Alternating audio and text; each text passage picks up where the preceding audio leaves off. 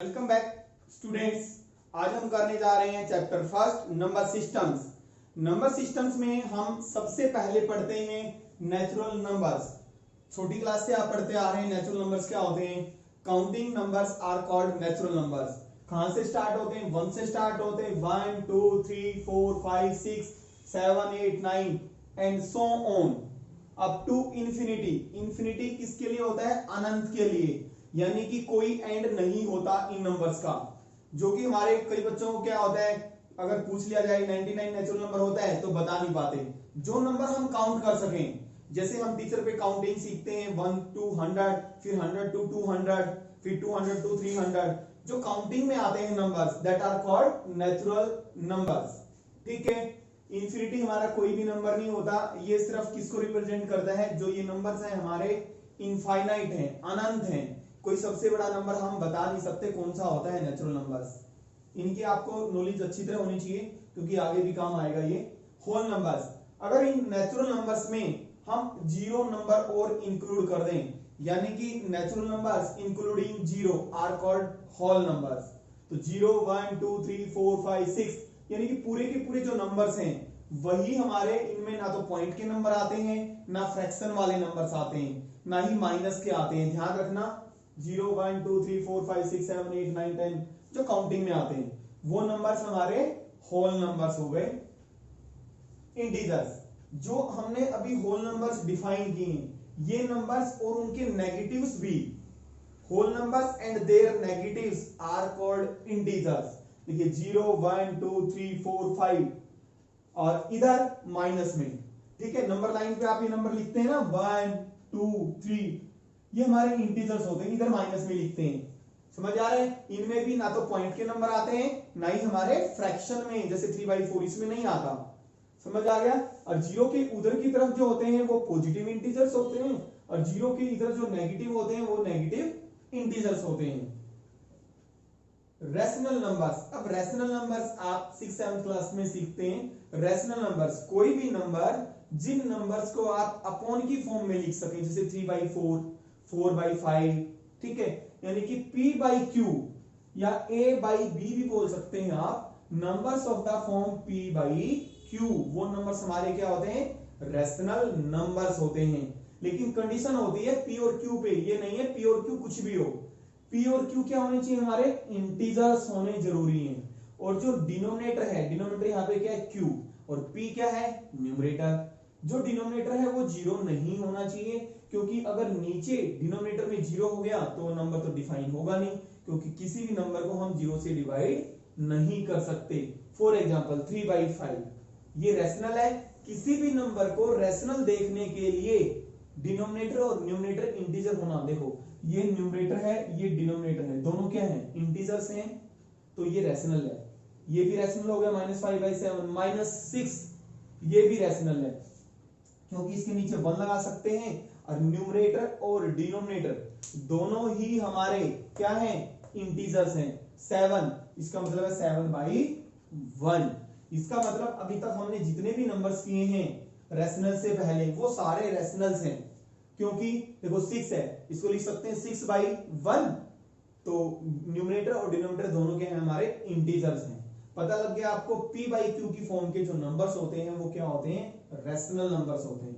Irrational numbers, जिन numbers को हम that are not rationals, जो कि रैशनल्स नहीं होते, या ये कह सकते हैं हम जिनको p/q की फॉर्म में नहीं लिख सकते, वो इरेशनल्स होते हैं। जैसे √2 √3। अब कई बच्चे कहते हैं सर √2 को तो लिख सकते हैं p/q की फॉर्म में, क्योंकि √2 को लिख सकते हैं √2/1। ये तो आ गई p/q की फॉर्म में, तो ये तो होना चाहिए रैशनल।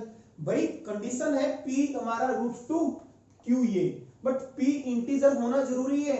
√2 तो इंटीजर नहीं है ना, तो √2 को हम p/q की फॉर्म में नहीं लिख सकते, क्योंकि p हमारा इंटीजर होना जरूरी है। ठीक है, जितने भी स्क्वायर रूट के नंबर होते हैं √2 √3 √5 वो हमारे इरेशनल्स होते हैं। सिर्फ उनको छोड़ के स्क्वायर रूट के अंदर परफेक्ट स्क्वायर नंबर नहीं होना चाहिए। जैसे √9, इसका स्क्वायर रूट लेंगे तो कितना आ जाएगा? 3 आ जाएगा।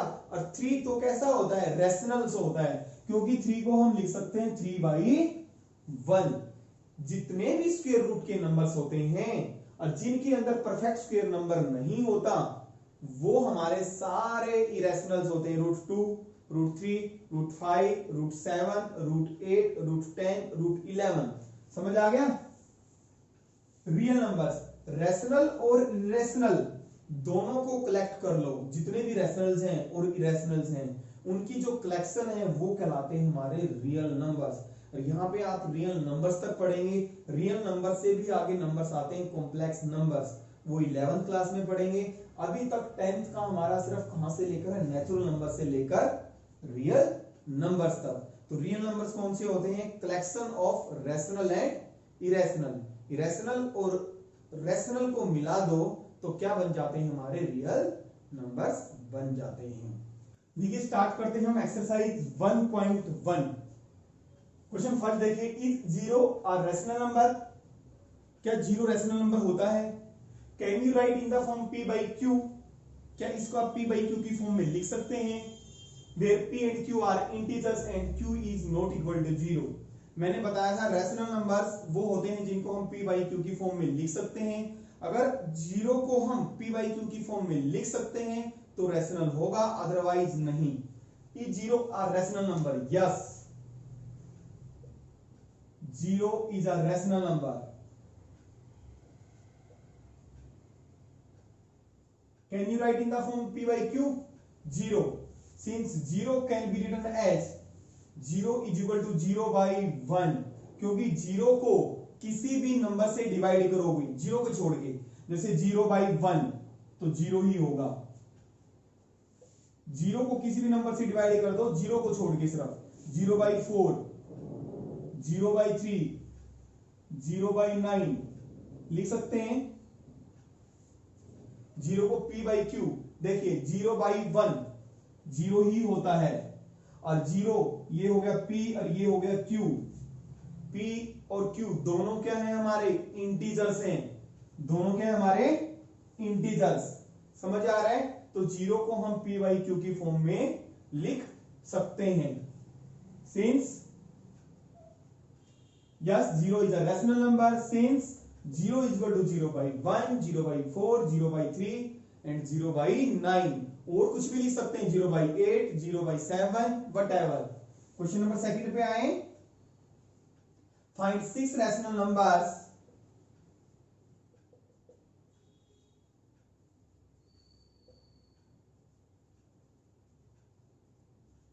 Between 3 and 4। 3 और 4 के बीच में आपने 6 रैशनल नंबर्स निकालने हैं। जैसे कि आपको पता है दो नंबर्स के बीच में there are infinitely many rational numbers, बहुत सारे नंबर्स होते हैं। और शायद आपका आंसर जरूरी नहीं है मैच करें, क्योंकि आप कितने ही नंबर्स निकाल सकते हैं। ठीक है, 3 ये आपने लोअर क्लास 8th क्लास में भी किया है। 3 और 4 के बीच में कैसे निकालेंगे? देखिए 3 को हम 3 by 1 लिख सकते हैं। इसको मल्टीप्लाई कर दो, जितने नंबर्स निकालने हैं उससे एक ज्यादा, 6 निकालने हैं तो 7 से मल्टीप्लाई कर दो, तो 21 by 7 आ गया। वही तो आ गया, 3 7 से कैंसिल करोगे 3 तो आएगा। और 4 को क्या करें हम? 4 को हम मल्टीप्लाई कर दें 7 से, मल्टीप्लाई 7 से मल्टीप्लाई किया तो डिवाइड भी करेंगे आप। डिनोमिनेटर पहले देखिए, इनके डिनोमिनेटर सेम है। पहले क्या करना होता है? डिनोमिनेटर सेम बनाना होता है, लेकिन यहां पे तो क्या है? डिनोमिनेटर सेम है। ठीक है, फर्स्ट ऑफ ऑल। सेकंड, जितने नंबर्स निकालने हैं उससे एक ज्यादा मल्टीप्लाई कर दो। जरूरी नहीं है 7 से 8 9, मिनिमम 7 से मल्टीप्लाई करना जरूरी है, न्यूमरेटर को भी और डिनोमिनेटर को भी। समझ में आ गया? 7 से कम नहीं मल्टीप्लाई करना, 6 से नहीं मल्टीप्लाई करेंगे, 6 से करेंगे तो 5 नंबर आएंगे। तो 7 से करो या 8 9 10 किसी से भी कर सकते हैं आप। मैंने 7 से मल्टीप्लाई 28 by 7, यानी कि 3 और 4 के बीच में नंबर्स देखने हैं। 3 का मतलब है 21 by 7 और 4 का मतलब है 28 by 7। 3 का मतलब है 21 by 7, 4 का मतलब है 28 by 7। अब इसके बीच में नंबर कौन से आ गए? 22 23 24 25 26 27। तो कौन कौन से आ गए? This implies 6 rational numbers between 3 and 4 are कौन कौन से नंबर्स आ जाएंगे 3 और 4 के बीच में, यानी कि इन दोनों के बीच में 22/7, 23/7, 24/7, 25/7, 26/7 एंड 27/7 ये नंबर्स आ जाएंगे हमारे। देखिए क्वेश्चन नंबर 3 स्टार्ट करते हैं। Find 5, same question number second जैसा ही है। Find 5 rational numbers between 3/5 and 4/5। मैंने बताया था आंसर जरूरी नहीं है, कोई टीचर दूसरे मेथड से निकालता है उसके नंबर्स कुछ और आ सकते हैं, तो मेरे नंबर्स कुछ और आ सकते हैं। क्यों? क्योंकि दो नंबर्स के बीच में बहुत सारे इनफाइनिटली मैनी नंबर्स होते हैं, रैशनल नंबर्स। समझ आ रहा है? देखिए सबसे पहले देखिए डिनोमिनेटर सेम होना जरूरी है। जिन नंबर्स के बीच में आप रैशनल नंबर्स निकाल रहे हैं उनका डिनोमिनेटर सेम होना जरूरी है। नहीं सेम है तो आप बनाएंगे।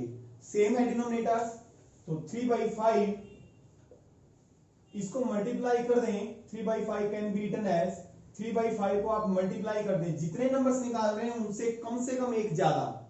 6 से मल्टीप्लाई कर दो या 6 से ज्यादा कोई भी नंबर, 7, 8, 9, 10, तो 6 से मल्टीप्लाई कर देता हूं मैं। 5 नंबर निकालने हैं तो 6 से तो मल्टीप्लाई करना ही पड़ेगा। 3/5 को मैंने 6 और ये 4/5 है, इसको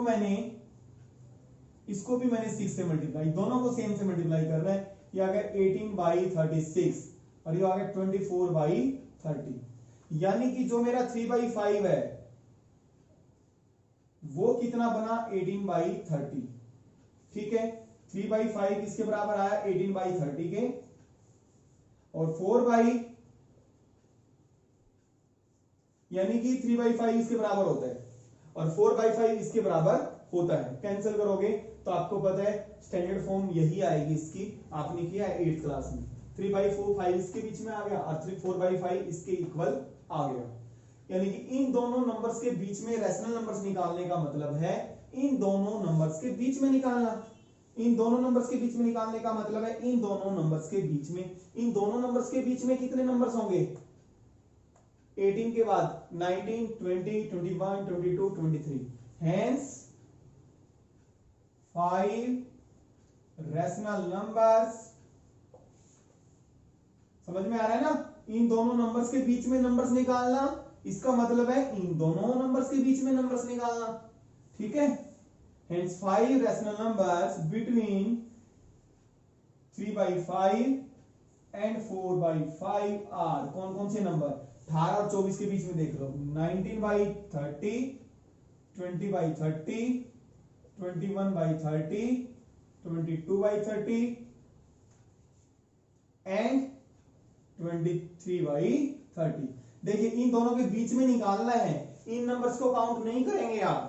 इन नंबर्स के क्या निकालना है, इन नंबर्स के बीच के देखना है, ये नहीं काउंट करना है, इसके बाद और इससे पहले। समझ आ रहा है? देखिए स्टार्ट करते हैं question number 4। State whether the following statements are true और false, give reasons for your answers. आप कुछ स्टेटमेंट्स दी हुई है, आपने बताना है वेदर दिस इज ट्रू और फॉल्स, ट्रू है या फॉल्स, और साथ में उसको जस्टिफाई करना है, आप रीजन देना है for your answers. Every natural number is a whole number, क्या हर एक नेचुरल नंबर होल नंबर होता है? अब नेचुरल नंबर आपको पता है 1, 2, 3 और होल नंबर होता है 0, 1, 2। हर एक नेचुरल नंबर होल नंबर है? यस। नेचुरल नंबर्स तो होल नंबर से छोटे होते हैं। सारे नेचुरल नंबर्स किसके अंदर आते हैं? होल नंबर्स के अंदर आते हैं। आप लिखेंगे ट्रू। रीजन, क्योंकि सारे के सारे नेचुरल नंबर्स, देखिए हर एक नेचुरल नंबर होल नंबर है। देखो 2 है ना होल नंबर, 3 होल नंबर है। सारे के सारे नेचुरल नंबर किसके अंदर आते हैं? होल नंबर्स के अंदर आते हैं। Since collection of whole numbers contain collection of natural numbers. समझ में आया? क्योंकि पूरे के पूरी जो कलेक्शन होती है होल नंबर्स की, वो किसको कंटेन करती है? नेचुरल नंबर्स को कंटेन करती है। Second, every integer is a whole number. Whole numbers आपको पता है ये होते हैं, और इंटीजर्स होते हैं -2, -3, -4। इधर की तरफ देखिए, -4, -2, -3, -4, -5, -1, 0, 1, 2, 3। क्या हर एक integer, every integer is a whole number, ये कह रहा है हर एक इंटीजर होल नंबर होता है ये इंटीजर है, क्या होल नंबर है? कुछ एक इंटीजर्स होते हैं, ये इंटीजर्स है होल नंबर। ये कह रहा है एवरी इंटीजर, क्या हर एक इंटीजर होल नंबर होता है? नहीं होता, क्योंकि ये इंटीजर है। तो अगर फॉल्स है तो एग्जांपल दे दो, बस फॉल्स। हर एक इंटीजर होल नंबर नहीं होता, false. For example, -4 is an integer है, but not a whole number, क्योंकि पूरी की पूरी ये कलेक्शन इसके अंदर नहीं आती। समझ आ रहा है? ठीक है, -4 इंटीजर है लेकिन होल नंबर नहीं है। आप एग्जांपल दे दो, फॉल्स है तो बस। Third, every rational number is a whole number. देखिए, होल नंबर होते हैं ये, और रैशनल नंबर्स में सारे नंबर्स आते हैं। रैशनल नंबर्स में जो पॉजिटिव वाले हैं 2, 3, नेगेटिव वाले भी नंबर्स आते हैं, क्योंकि उसको हम पी बाई क्यू की फॉर्म में लिख सकते हैं, और अपॉन की फॉर्म के भी नंबर आते हैं। ये सारे रैशनल नंबर्स हैं। क्या हर एक रैशनल नंबर होल नंबर है? देखिए, ये लेते हैं नंबर, ये रैशनल नंबर है, क्या होल नंबर है? नहीं है ना। ये रैशनल नंबर है लेकिन होल नंबर नहीं है, ये भी क्या है हमारा? फॉल्स। समझ आ रहा है? फॉल्स क्यों? एग्जांपल दे दें। For example, 3/4 is a rational number but not a whole number. आप कोई भी एग्जांपल ले सकते हैं, जरूरी नहीं है। जैसे ऊपर मैंने -4 लिया था, माइनस कोई एक ऐसा नंबर लो जो कि ऊपर वाले में जैसे इंटीजर हो लेकिन होल नंबर ना हो। इसमें भी एक ऐसा एग्जांपल लो जो रैशनल हो। अब ये नहीं है आपने ले लिया 2 रैशनल होता है, पी बाई क्यू की फॉर्म लिख सकते, लेकिन 2 तो वही होल नंबर भी होता है। लेकिन एग्जांपल कौन सा लेना है? वो लेना है जो रैशनल हो लेकिन होल नंबर ना हो।